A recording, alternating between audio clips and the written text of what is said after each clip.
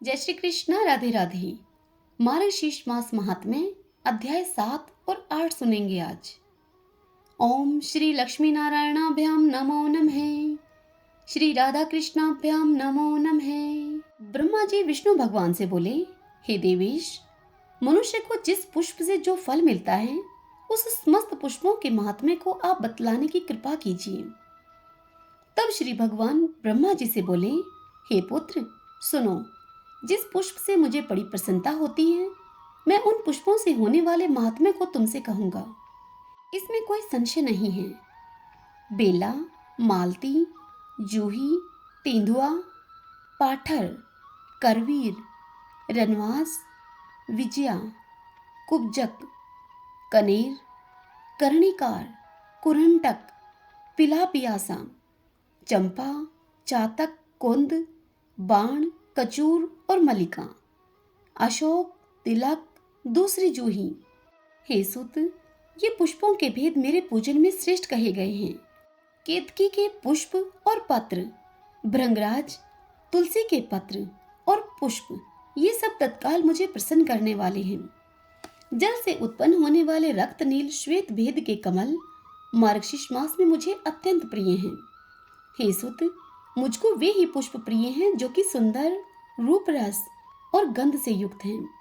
मुझको निर्गंध पुष्प भी प्रिय हैं और केतकी को छोड़कर अन्य जितने भी सुगंधित पुष्प हैं वे भी प्रिय हैं। बाण, चंपा, अशोक, कनील, जूही, पारिभद्र, पाटल अर्थात गुलाब, मौलसिरी, गिरीशालिनी, बिलप पत्र, शमी पत्र, भृंगराज पत्र, तमाल और आंवला के पत्र। हे सुत, ये पत्र मेरे पूजन में श्रेष्ठ कहे गए हैं। वन में या पर्वत में उत्पन्न, तत्काल का उतारा हुआ, छिद्र रहित, जल से प्रोक्षित, जंतु से रहित पुष्प पत्रों से पूजन करें और बगीचे में उत्पन्न पुष्पों से मेरा पूजन करें तथा विशेष जाति के पुष्पों से पूजन करने में विशेष पुण्य होता है। तप, शील और गुणों से युक्त वेद के पारंगत ब्राह्मण को 10 तोला स्वर्ण का दान देने से जो फल मनुष्य पाता है वह फल मनुष्य मार्गशीर्ष मास में पुष्प दान से पाता है तथा 1 दोना पुष्प को मेरे लिए देता है। हे सुत, 10 तोला स्वर्ण दान से भी वह अधिक फल पाता है। और जो पुष्प में भेद है तुम उसको सुनो। अब 1000 दोना पुष्पों से खदीर का पुष्प अधिक श्रेष्ठ फलदायक है और 1000 खदीर पुष्पों से शमी पुष्प विशेष फलदायक है और 1000 बिल्व पुष्पों से बक पुष्प विशेष फलदायक है तथा 1000 बक पुष्पों से नदावर्त पुष्प विशेष फलदायक है और 1000 नदावर्त पुष्पों से करवीर अर्थात कनैल पुष्प विशेष फलदायक है तथा 1000 कनैल पुष्पों से श्वेत कनैल पुष्प विशेष फलदायक है और 1000 श्वेत कनैल पुष्पों से पलाश का पुष्प अति उत्तम है। 1000 पलाश पुष्पों से कुश का पुष्प विशेष फलदायक है और 1000 कुश पुष्पों से वनमाला विशेष फलदायक है तथा 1000 वनमाला से चंपा का पुष्प विशेष फलदायक है और 100 चंपा पुष्प से अशोक का पुष्प अति उत्तम है। 1000 अशोक पुष्प से शेवंती अर्थात सेवती पुष्प उत्तम है और सेवंती पुष्पों से कुजुक पुष्प उत्तम है। 1000 कुजक पुष्पों से मालती पुष्प उत्तम है और 1000 मालती पुष्पों से संध्या पुष्प विशेष फलदायक है। 1000 संध्या पुष्पों से त्रिसंध्या पुष्प उत्तम फलदायक है। 1000 लाल वर्ण के त्रिसंध्या पुष्पों से श्वेत वर्ण का त्रिसंध्या पुष्प उत्तम है।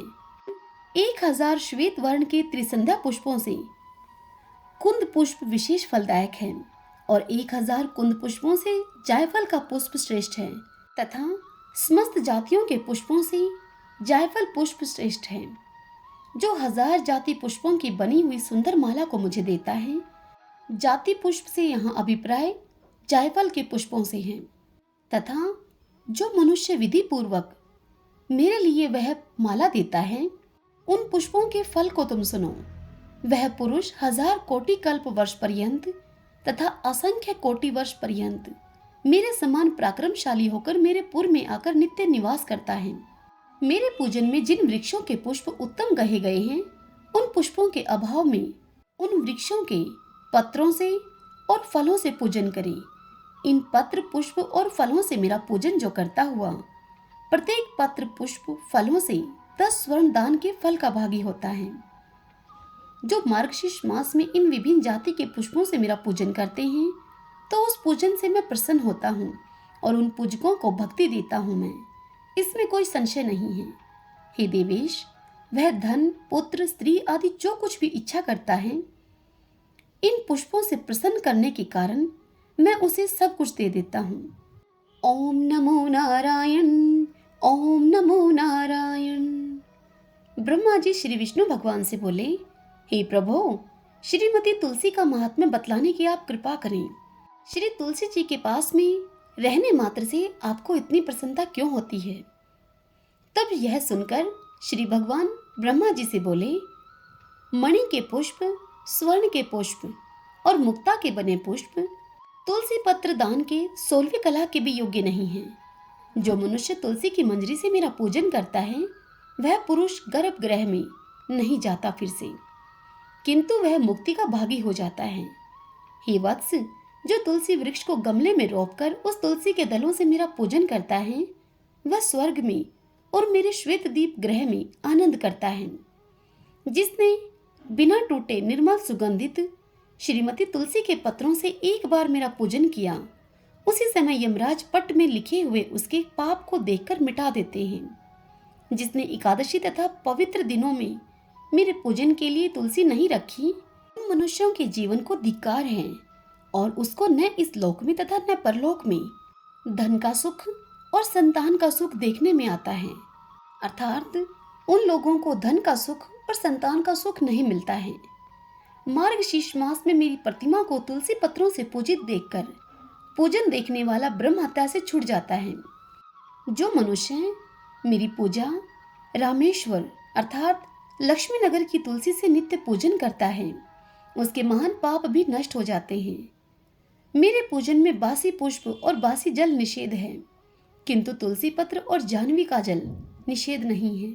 ये सुत, जो मनुष्य बिल्व पत्रों से एक बार मेरा पूजन करता है, वह आतंक से रहित होकर मेरे समीप में आकर मुक्ति का भागी होता है, अर्थात समीप में ही मुक्ति का भागी हो जाता है।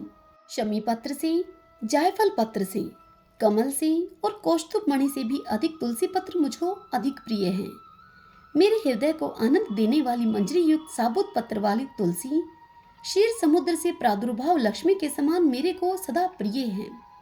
श्वेत तुलसी अथवा कृष्णा तुलसी दोनों मुझको प्रिय हैं। जैसे एकादशी कृष्ण पक्ष की और शुक्ल पक्ष की दोनों मुझे प्रिय हैं। जो तुलसी पत्र को लेकर भक्ति से मेरा पूजन करता है, उस पूजन से समस्त देवता, असुर, मनुष्य का पूजन हो जाता है। जो मनुष्य कृष्ण तुलसी से कृष्ण भगवान का भक्ति से पूजन करता है, वह शुभ भुवन अर्थात विष्णु लोक को जाता है, जहाँ लक्ष्मी के साथ भगवान विष्णु वास करते हैं।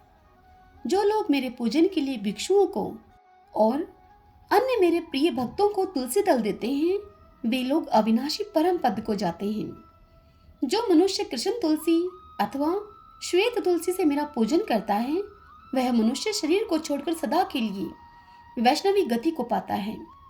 ब्रह्मा जी विष्णु भगवान से बोले, हे केशव, धूपदान और दीपदान के महात्म्य को कहिए और उससे मनुष्य को क्या फल मिलता है, उसका वृत्तांत हमें आप बतलाने की कृपा कीजिए।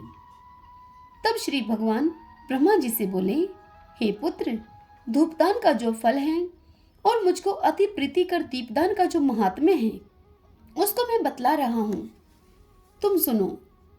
मनुष्य मार्गशीर्ष मास में अगरबत्ती, कपूर और दिव्य चंदन का सुगंध धूप मुझको दिखाकर अपने 100 कुलों का उद्धार कर देता है।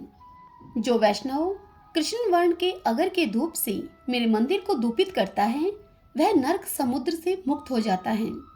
जो मनुष्य भैंस के घी में गूगल और शर्करा मिलाकर मेरे को धूप देता है, उसकी इच्छा को मैं पूर्ण करता हूँ। धूप किया हुआ गूगल समस्त अरिष्टों को नष्ट करता है। वह धूपित अगर अनेक कामनाओं को पूर्ण करता है। अगर का धूप देह और ग्रह को पवित्र करता है तथा समस्त रसों का धूप यज्ञ राक्षसों का नाश करता है। जाति अर्थात जायफल, पुष्प, इलायची, गूगल, हरड़, कूट, राल, गुड़, शैला, छंड और नख, ये 10 मिलाकर दशांश धूप कहा जाता है। यदि अत्यंत प्रिय मेरे मार्गशीर्ष मास में दशांश का धूप करता है कोई, तो मैं दुर्लभ कामनाओं को भी उसके लिए देता हूँ और बल, पुष्टि, पुत्र, स्त्री तथा भक्ति को देता हूँ उसे। जो नागर मोथा का धूप मनुष्यों को प्रिय बनाने वाला, मंगल को करने वाला और दूसरे को वश में कर देने वाला है, उस नागर मोथा के धूप को जो मनुष्य मार्गशीर्ष मास में मेरे समक्ष करता है और गुड़ के धूप को करता है, वह समस्त पापों से मुक्त होकर मुझको प्राप्त करता है। मेरे निमित्त किए हुए धूप के बचे हुए धूप से जिसका शरीर धूपित होता है, उसको स्वर्ग, भूमि और अंतरिक्ष संबंधी भय नहीं होते हैं। मार्गशीर्ष मास में मेरे सामने श्रद्धा से निरंतर धूप करने पर उस भक्त की परेशानी दूर होकर समस्त सुख संपदा उसे प्राप्त होती है। धूप सुंदर रूप को धारण करता है। धूप उत्तम और पवित्र है तथा वनस्पतियों का रस दिव्य है और परम पावन तथा शुद्ध है। हे वत्स, अब इसके बाद तुम दीपदान का महात्म्य सुनो। वह महात्म्य मैं तुम्हें सुना रहा हूँ, जिसके करने से मनुष्य बैकुंठ लोक को जाता है। इसमें कोई संशय नहीं है। जो मनुष्य घी की बनी हुई बत्तियों से, बहुत सी बत्तियों से मेरी आरती करता है, वह कोटि कल्प वर्ष पर्यंत स्वर्ग में जाकर वास करता है। जो मार्गशीर्ष मास में मेरे सामने खड़े होकर मेरी आरती को देखता है, वह 7 जन्म तक दोष से मुक्त हो जाता है और अंत में शालोक्य मुक्ति को पाता है। जो मेरे सामने भक्ति से कपूर की आरती करता है, हे द्विश्रेष्ठ, वह अनंत स्वरूप मुझ में आकर प्रवेश करता है। हे सूत, निराजन करने पर जो मंत्रहीन क्रियाहीन क्रिया हुआ भी पूजन संपूर्ण फल को देने वाला होता है। जो मार्गशीर्ष मास में कपूर का दीपक जलाता है, वह अश्वमेघ यज्ञ फल का भागी होता है और वह मनुष्य अपने कुल का उद्धार करने वाला होता है। जो मेरे सामने और ब्राह्मणों के सामने तथा चौराहे पर दीपक जलाता है, वह मनुष्य बुद्धिमान, ज्ञान से संपन्न और चतुर हो जाता है। जो मनुष्य मार्गशीर्ष मास में मेरे सामने घी का अथवा तेल का दीपक जलाता है, उसके पुण्य फल का वरदान सुनाता हूँ, उसे सुनो तुम।